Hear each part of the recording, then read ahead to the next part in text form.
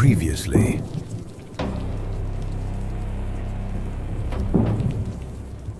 Where is it?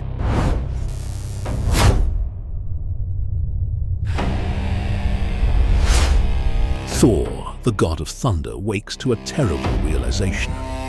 His hammer, Mjolnir, is missing. Mjolnir is missing. It's vanished.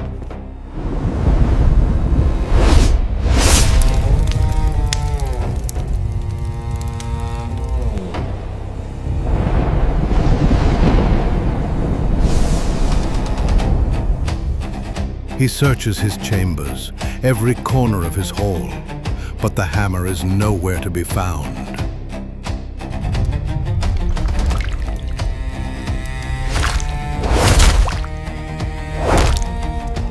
Then Loki arrives, the god of mischief, trickster, and Thor's complicated brother-in-arms. Dear brother, what's the crisis this time?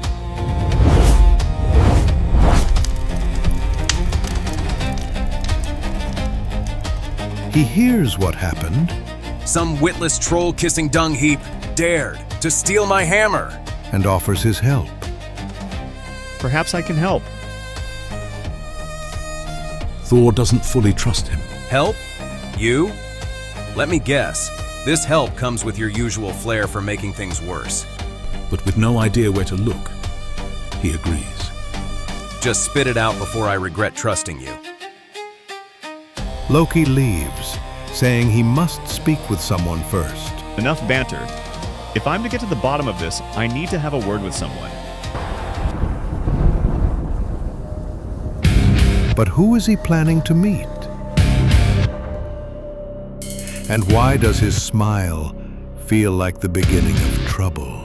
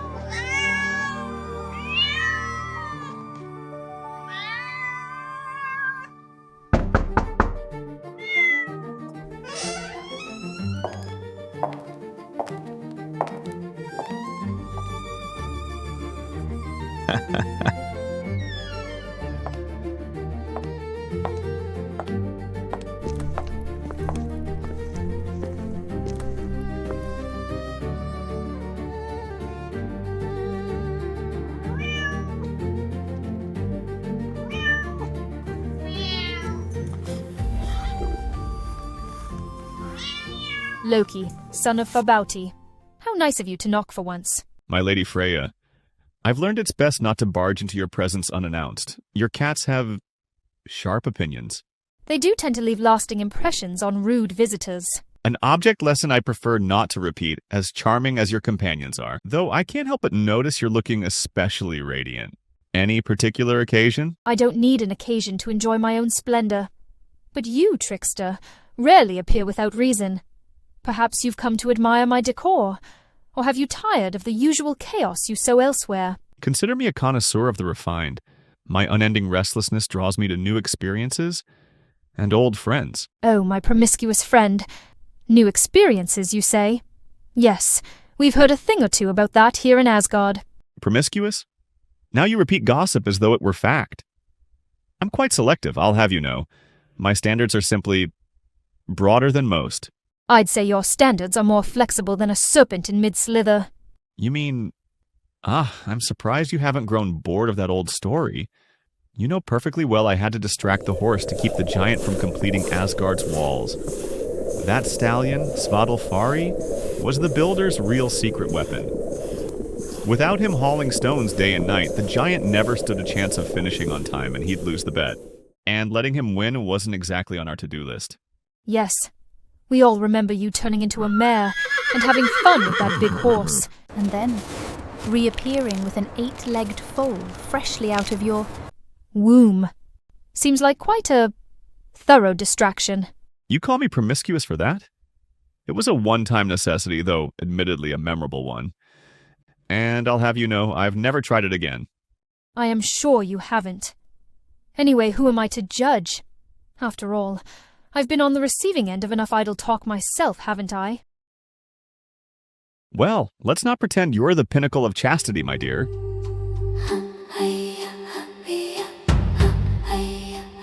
Careful, trickster.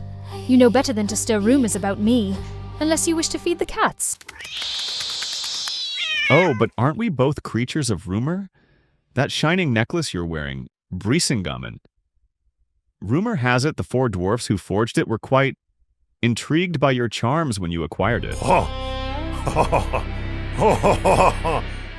Believe what you wish. Dwarfs can be persuasive craftsmen, and a goddess must do what she must to secure priceless treasures.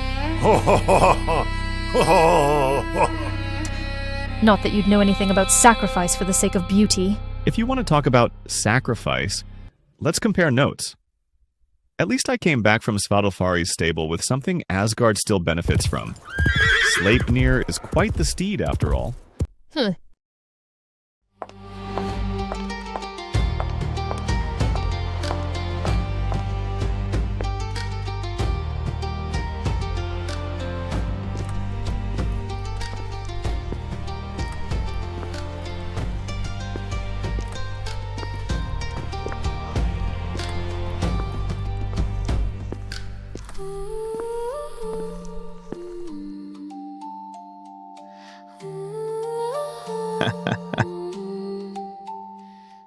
I'm just saying, you're rather bold to accuse others when you've shapeshifted into more creatures, and shared more beds than I can count.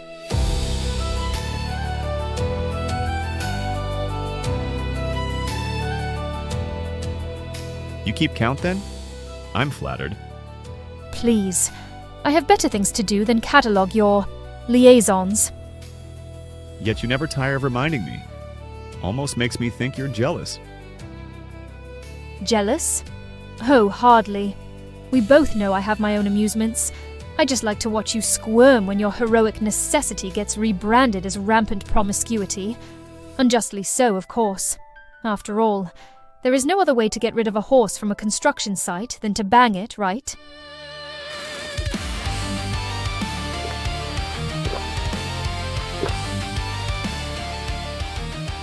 Delicious.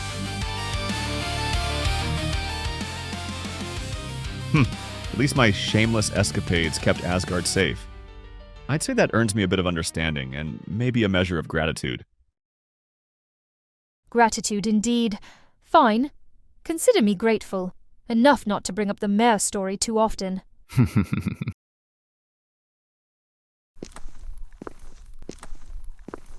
You're all heart, Freyja.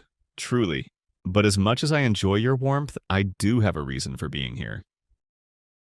You don't say. Out with it, trickster. I've got better ways to spend my evening than entertaining half-confessions from you.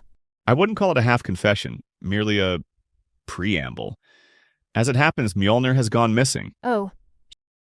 Mjolnir? Thor's hammer is gone? Yes. Now, if only he hadn't rubbed so many dwarven blacksmiths the wrong way. Maybe one of them snatched it out of spite. That's certainly a possibility. He's offended enough people to make a suspect list longer than the Rainbow Bridge Bifrost. Anyway, I offered my help to sniff out the culprit. He seemed unable to make a sensible move himself, instead storming around Asgard, turning mead halls upside down. Sounds like Thor. Subtlety has never been his strength.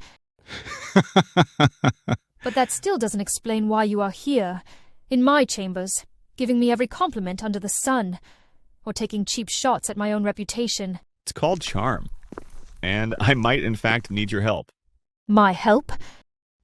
You know that'll cost you dearly. The last time you roped me into one of your plots. Yes, the dwarf's workshop fiasco. You saved my hide then, and I'm grateful. But this time, it's different. It's not just my skin on the line. Thor's making everyone miserable without his precious hammer. Oh, so public service again, is it? I shudder to think what necessary sacrifices and boundary testing that is going to involve this time, especially now that I know you need my help.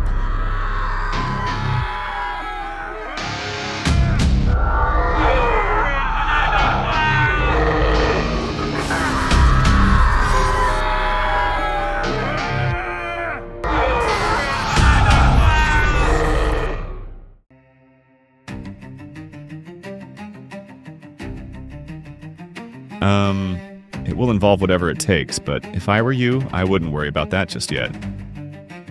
Right, because you've always been so forthcoming about your methods. If I find out it involves another equine rendezvous, I'll be sure to have the stables locked before you arrive. So, what do you need from me? Your beautiful feather cloak. Let's just say it'd be useful in tracking down Mjolnir's new owner or captor. Ah, so you want my most prized piece of apparel to go snooping at your convenience. You're braver than I give you credit for, asking that of me. I've never claimed to be wise. Only clever. And in case you haven't noticed, I'm acting for the greater good. Again. Oh, I believe you. Partially. This is for Asgard, certainly. But that's never all it is with you, is it? There's always something more beneath the surface. Some little twist only you can see. Now, let's not make me sound so devious. I prefer to call it strategic thinking. Strategic thinking, is it? Convenient. And if I refuse, will you call me heartless? Or promiscuous again? As if it's some grand insult.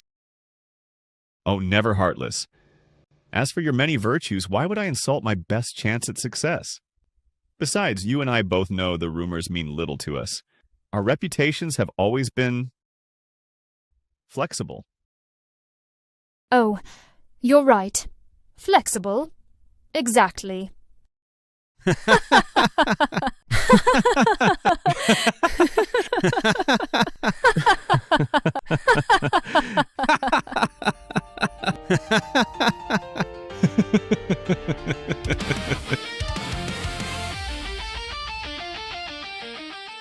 And that means I don't just give my cloak to anyone, especially a promiscuous shapeshifter who's as likely to vanish with it as he is to return it. I had a feeling this wouldn't be simple. Name your price, then. Is there some favor I can do? Some treasure I can promise?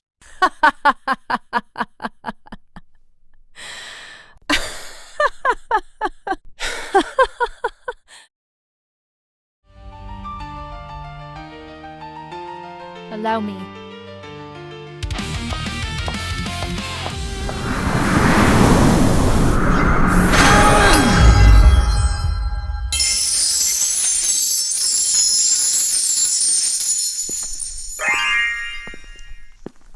Treasures abound already in my possession, and I've no shortage of admirers willing to fetch me more, though a certain insurance policy might be in order. Oh, and what policy is that?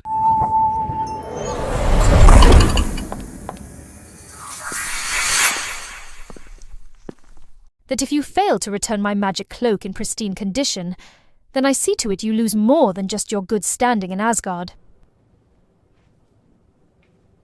Let's say a few fingers, or an ear, or something more cherished.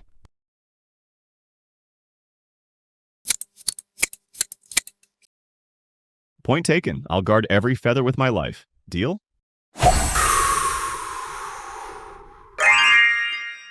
Perhaps, but you'll owe me a favor, one I can call in at any time for any reason. Understood? Understood. My fearless, reputedly promiscuous friend. And might I add, a wonderful negotiator.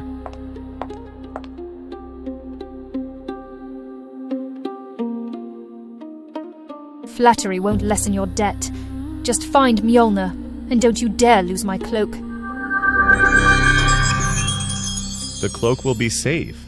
You have my word. And my thanks, of course. You sound so sure. For someone who's never held anything sacred. Fine. Fly, little fox. Just know I'll be watching the sky.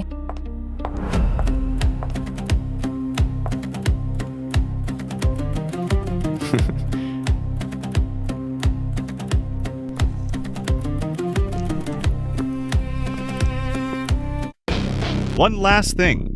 A token of my gratitude. A promise.